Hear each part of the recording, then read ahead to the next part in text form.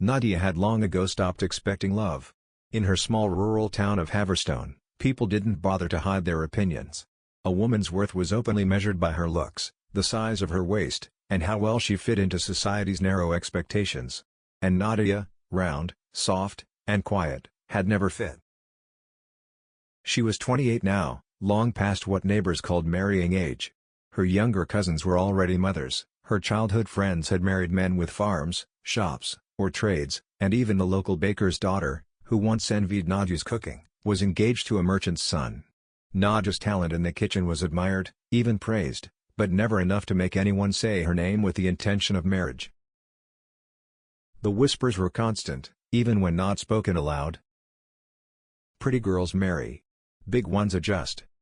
Someone might take her, if she brings enough with her. Well, at least she can cook. Her mother, disappointed but resigned, had tried to set her up before, but every proposal dissolved the moment the suitor met Nadia in person. One man said bluntly to her face, "I need a wife, not a burden," before walking out. That night, Nadia cried quietly in the kitchen, kneading dough like it could absorb her pain. But then came the unexpected proposal, one that felt more like a trade than a promise. Aaron Whitlock, a rancher from the Northern Valley, was known in the region as a widower with a large spread of land and no heir or partner to help manage it. His wife had died almost 5 years earlier, leaving him with responsibility, silence, and work that never paused. He wasn't known for socializing, but he was respected for his integrity. One day, Aaron sent word through a relative to Nadia's uncle. He wasn't looking for romance, he was looking for a woman who could manage a household, cook for ranch hands, and bring life back into a home that had long since grown cold.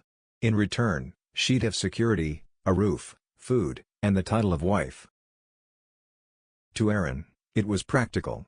To her family, it was an opportunity. To Nadia, it was confirmation. No one would marry her for love, only for labor. Her mother broke the news gently but with urgency. "You're nearly 30. This is a respectable man. You'll have a home. You won't be alone." She didn't say the quiet part, that this might be her last chance. Nadia sat at the table, fingers curled around a chipped mug of tea. Her heart didn't race with excitement, nor did it flutter with hope. Instead, a dull ache settled in her chest, familiar and tiring. She didn't ask about the details of the marriage. She didn't ask whether she'd be welcomed as a partner or merely tolerated as a cook. She only asked one question, "Does he know what I look like?" Her mother hesitated before answering. "He knows enough." That night, Nadia stared at herself in the mirror. She wasn't hideous, she thought, not by her own assessment. Her dark hair framed a soft face, her eyes were warm, and her smile could light up a room if she let it. But her body, the body others judged before her name was even spoken, was all they saw. Flesh, curves, and weight, none of it hidden, none of it forgiven. She remembered the first boy she ever liked. He'd told a friend, "She has a pretty face, but who'd want all that?" She carried those words like scars across her soul. So when her mother asked the next morning if she would accept, Nadia didn't protest. She nodded quietly, pretending it was a decision made with thought instead of surrender. In truth, it wasn't hope that drove her to agree, it was exhaustion. She told herself that maybe usefulness was enough. Maybe being needed was a close substitute for being loved. Maybe if she fed people, kept the home warm, and caused no trouble, she could exist quietly, without judgment. But deep inside, a lonely voice whispered the old taunt that had followed her all her life. No one marries a fat girl. They just take what she can offer. She accepted anyway. And that acceptance marked the beginning, not of the life she expected, but the one fate had kept waiting in silence. The day Nadia left for Aaron's ranch was heavy with silence.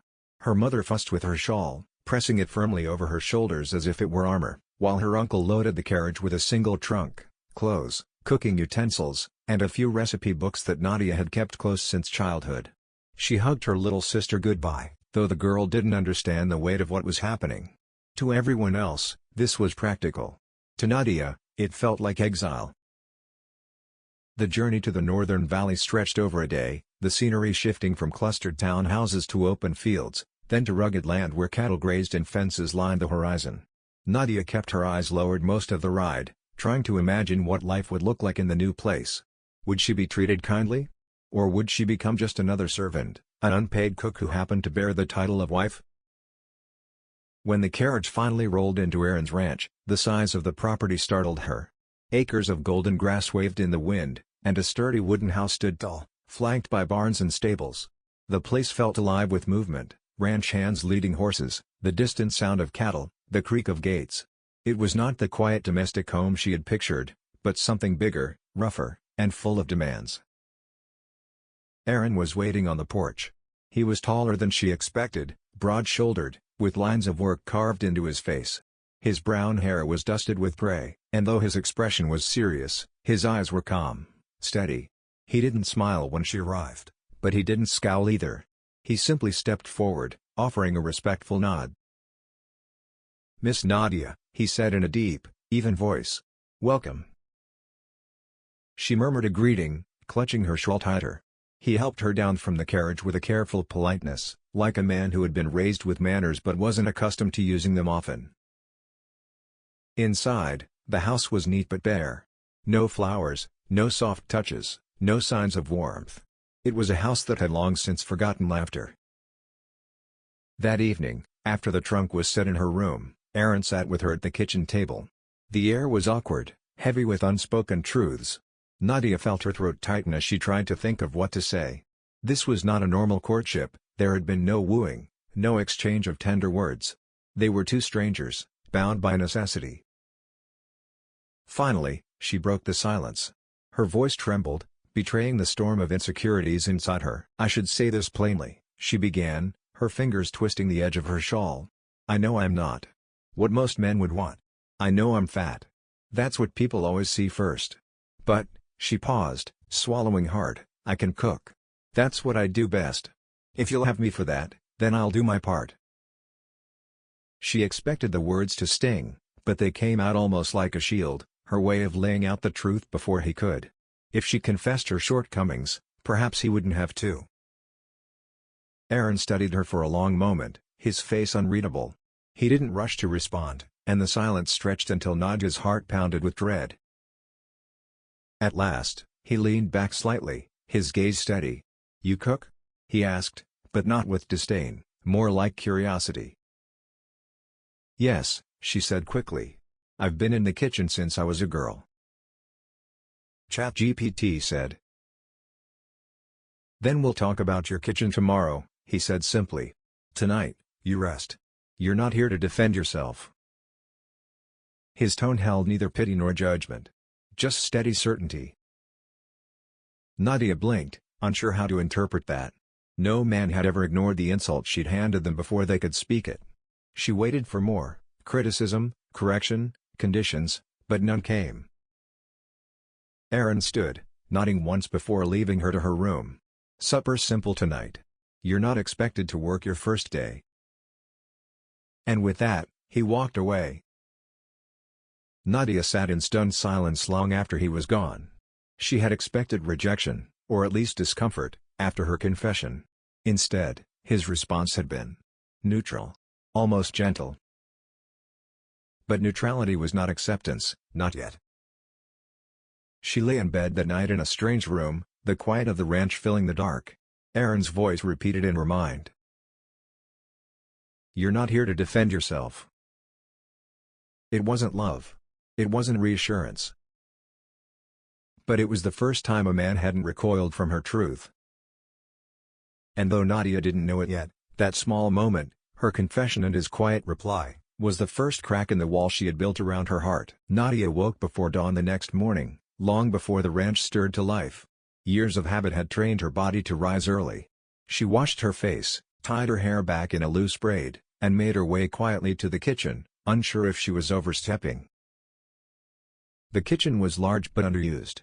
The shelves held the bare essentials: flour, dried herbs, a sack of potatoes, salted meat, a few onions, and jars of preserved vegetables. The stove was sturdy but clearly neglected, its iron surface dulled and cold. Nadia ran her hand across the counter and felt a strange mix of nerves and belonging. She had expected someone to stop her, to question her place, but the house remained silent. So she began. She stoked the stove with practiced ease, setting the flame with steady hands. She chopped onions, diced potatoes, and set a pot to simmer with broth she found stored in a stone crock. She mixed flour with yeast and water, kneading the dough rhythmically, the movements calming the anxious beat of her heart. The smell of rising bread and sizzling onions drifted through the halls by sunrise. The first to enter was a ranch hand named Earl, a lanky young man with hay-colored hair and a face still soft with youth. He paused in the doorway, nose lifted to the air. "Smells like my grandma's house," he muttered, surprised. Nadia offered him a tentative smile but said nothing. She wasn't sure if she had the right to speak casually, not yet. Soon after, 2 more ranch workers wandered in, followed by an older housekeeper named Mabel who had come a few times a week since Aaron's wife passed. Mabel stopped dead in her tracks when she saw Nadia at the stove. "Well," she said, folding her arms, "looks like someone finally woke this kitchen up." Her tone wasn't unkind, just blunt. When Aaron entered, his boots thudding softly on the wooden floor, the room fell into an odd, respectful hush. He scanned the space, his eyes landing on Nadia. He didn't look surprised, not exactly, but watchful. Without waiting for approval, Nadia served breakfast: fresh bread, onion and potato stew thick with herbs, and eggs fried in butter. She set the dishes on the long wooden table where the ranch hands ate their meals. One by one, they sat. No one spoke for a long while, not out of discomfort but out of absorption. Spoons scraped bowls, bread was torn with appreciative grunts, and plates were cleaned with quiet enthusiasm. Earl was the first to speak. "If she cooks like this every day, boss, I'm never leaving this ranch." Mabel snorted. "You're not going anywhere anyway." Aaron didn't respond with words at first. He finished his bowl, tore off another piece of bread, and then looked at Nadia. Not at her body, not at the floor, directly at her. "You made all this?" he asked. She nodded. "Yes. I hope it's acceptable." He didn't praise her, but the reply came steady: "You fed everyone well. That matters here." For Nadia, those words carried more weight than flattery. He hadn't commented on her appearance. He hadn't spoken to her like a burden or a bargain. He spoke like she was necessary. Throughout the afternoon, word spread across the ranch about breakfast. By lunchtime, the men were already asking what was cooking next, their voices light with anticipation. Nadia prepared a simple beef and vegetable stew with fresh dumplings, served with preserved peaches she found sealed in jars. Again, the silence of satisfaction filled the kitchen as they ate. But beneath the praise, Nadia still felt the familiar ache of caution. She didn't allow herself to believe she belonged, not yet. This was work, nothing more. She had traded her worth for usefulness, and she intended to keep proving she was worth the space she occupied.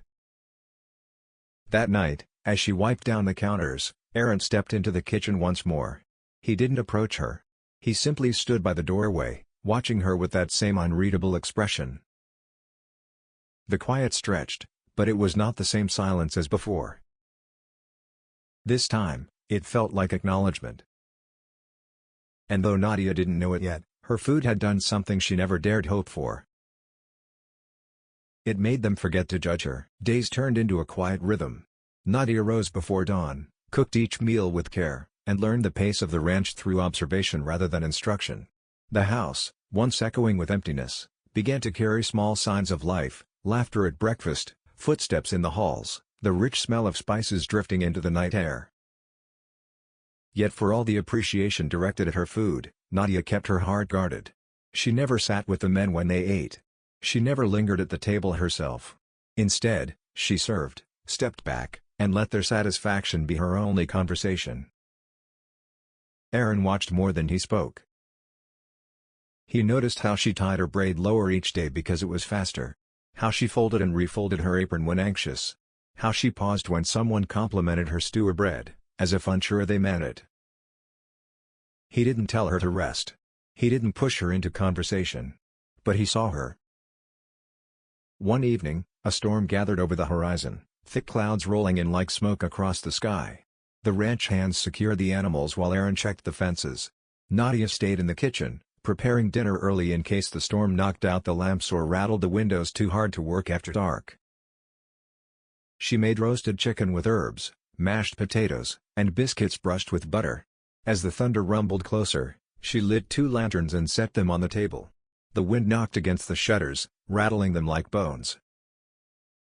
When Aaron finally entered, shaking rain from his coat, he found the kitchen warm and full of light. The others would eat later, after finishing their storm prep, but for now, he and Nadia were alone. She didn't sit. She plated his food and stepped back as usual. "You should eat too," he said, removing his coat. "I'll eat after," she replied automatically. He gave her a look, not sharp, not demanding, just steady. "Sit." It wasn't an order. It was permission. With hesitant movements, she pulled out a chair across from him.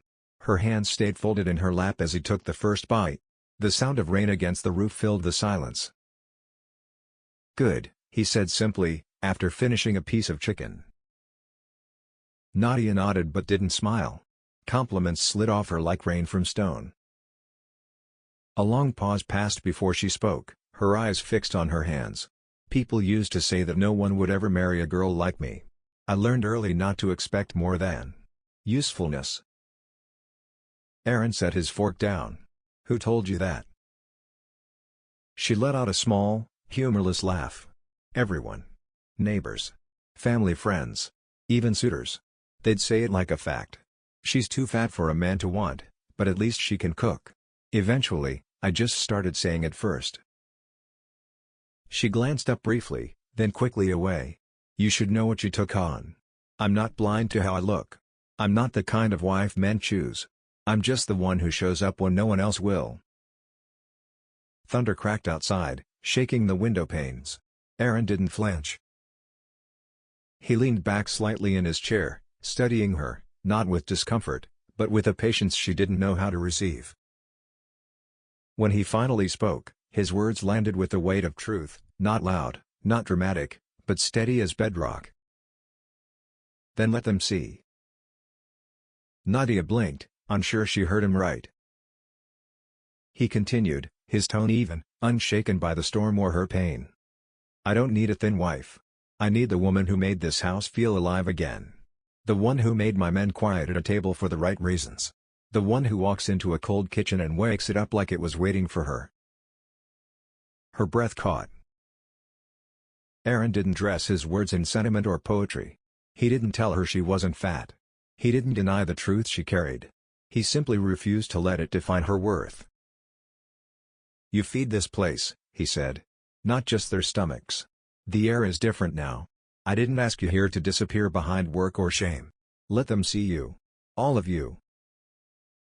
Nadia lowered her gaze, not in defeat, but in disbelief that felt dangerously close to hope. For the first time in her life, a man hadn't just tolerated her. He claimed her presence as necessary. And whether she was ready to believe it or not, those words, quiet, unpolished, sincere, began to rearrange the future she thought she'd been forced into. Nadia didn't know how to respond that night. Aaron's words didn't erase the years of shame stitched into her skin, but they cracked something she had kept sealed for so long she wasn't sure it could be opened again.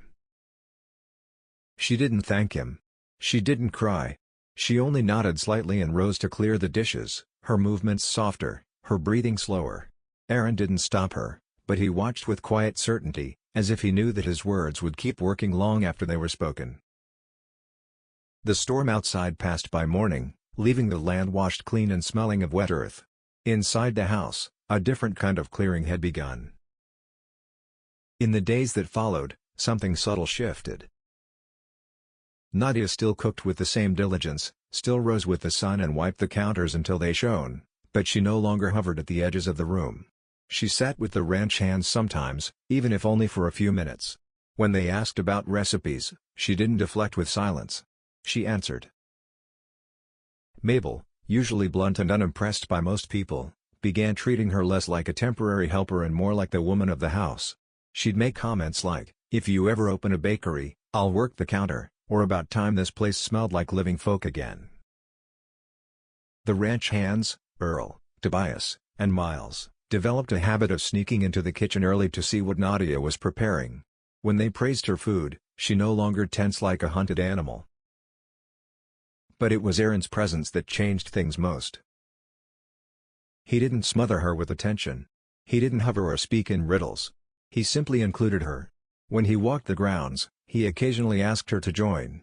When supplies needed to be ordered, he asked her opinion on ingredients. When the men prepared for a cattle drive, he introduced her to neighboring ranchers not as the cook, but as his wife. The first time he did, the words struck like a bell in her chest. His wife. Not the help. Not the arrangement. Not the compromise. One evening, a neighboring older couple, the Carters, stopped by for supper. It was the first time guests had been invited to the house since his late wife passed. Nadia nearly refused to host, panic creeping up her throat, but Aaron had said only, "Make what you make for yourself. The rest will follow." She prepared roasted lamb with rosemary, root vegetables, honeyed cornbread, and a berry compote with fresh cream. The Carters complimented the food endlessly, but what stunned her most was when Mrs. Carter said warmly, "My dear, this house feels alive again. You must be the reason." Nadia didn't know how to answer, but Aaron did. "She is," he said simply. That night, after the guests were gone and the dishes were drying on the rack, Nadia stood at the window, watching the moon spill silver over the pastures. Her heart was full of questions she couldn't frame, hopes she didn't dare speak. She heard Aaron step into the kitchen before she saw him. "You're quiet tonight," he said. She hesitated. "I keep waiting to wake up. Like this is temporary. Like people will remember who I am and remind you." He leaned against the counter, arms crossed, not dismissive, but grounded. "If they remind me," he said, "I'll remind them that I asked for you, not a shadow of you." Her eyes stung, but she didn't look away. "You said once that people only saw me as fat," he continued. "Let them see it. Let them see everything else too. You're not hiding in my house. You're shaping it." For the first time in years, Nadia didn't feel the need to shrink herself. Weeks turned into months, and the ranch transformed with her in it. The men ate better, worked better, and even laughed more. Mabel taught her how to manage the household ledger. Earl started helping her in the garden so she could grow fresh herbs. A sign was eventually hung over the side porch, "Home Kitchen," by Mrs. Whitlock, a suggestion from the ranch hands, approved by Aaron. But the greatest change was the one she didn't expect. She stopped saying "I know I'm fat" as a defense. Because somewhere along the quiet, ordinary days, usefulness evolved into belonging, and belonging into something dangerously close to love. And it all began the moment one man chose to see her not as a body, not as an alternative, but as the woman who made life return to a home that had forgotten how to hold it.